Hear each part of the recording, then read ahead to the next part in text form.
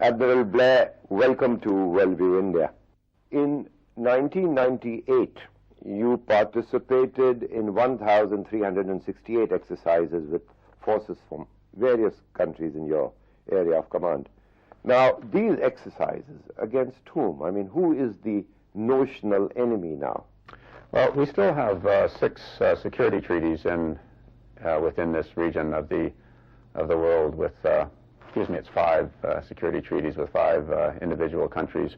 And of course, behind a security treaty, there has to be a military reality. On the other hand, these treaties are mostly now in terms of sovereignty rather than in terms of specific threats.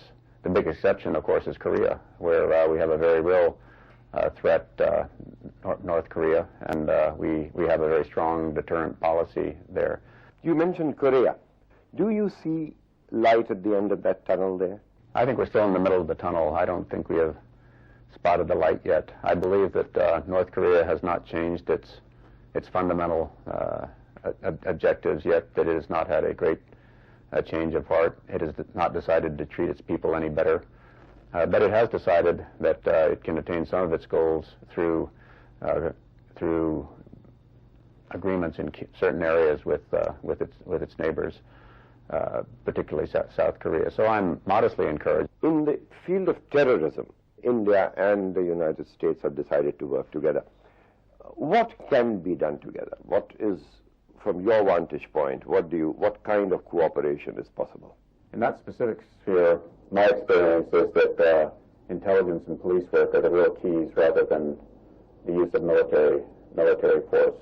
I think it's mostly the work of intelligence services and police services, and I think India and the United States and all countries in the world should cooperate to cut down the number of sanctuaries that these terrorists can operate.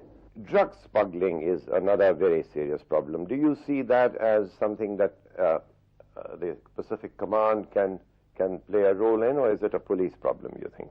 I think it is a police lead and a military support problem.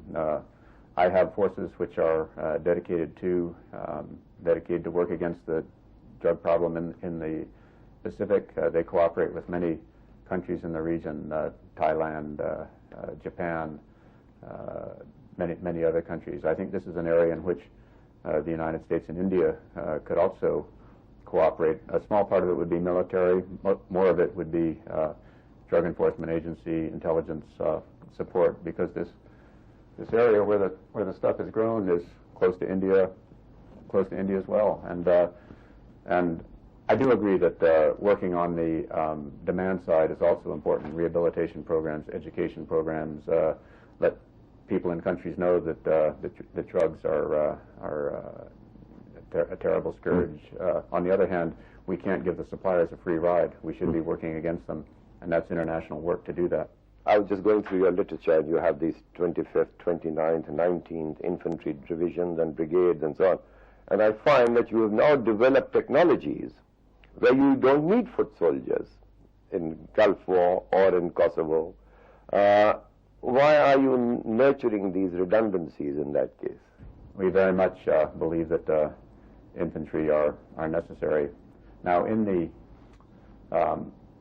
certain specific instances, if you can do it with machines and save people, I think that's a good idea too. In the Gulf War that you cited, we used a lot of air power, but we also used a lot of ground power as well. The air power paved the way for the ground power to be effective. But I can tell you, in our training and in our doctrine, we do not neglect our ground forces.